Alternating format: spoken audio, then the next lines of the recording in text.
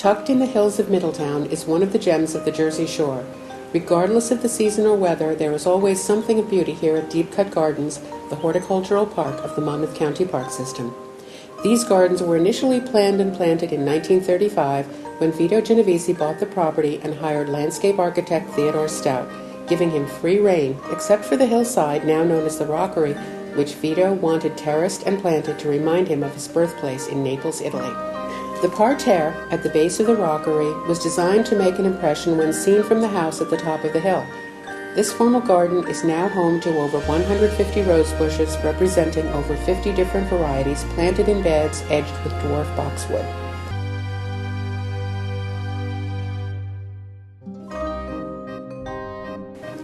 It's a good thing that Vito's crews worked quickly, because he went back to Italy in 1937, only 2 years after purchasing the property, to avoid prosecution for criminal activities. The property was eventually purchased in 1952 by Marjorie and Karl Wihtol, who built a new home on the site and added to the gardens. Mrs. Wihtol was quite a gardener and garden author in her own right, particularly fond of cacti and succulents, as evidenced by part of her collection in the display greenhouse.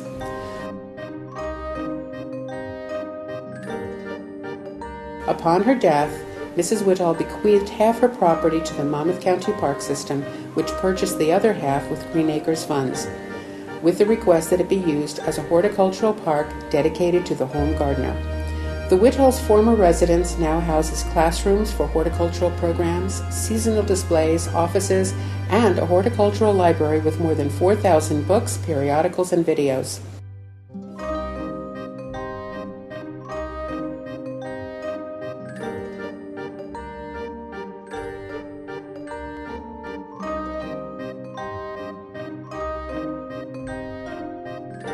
Part of the beauty here is the synergy of Vito Genovese, who had a vision and the resources, however ill-gotten they may have been, to make that vision a reality, and Mrs. Wihtol, who not only renovated and cared for the gardens, but had the generosity of spirit to place them in trust for the people of Monmouth County and well beyond.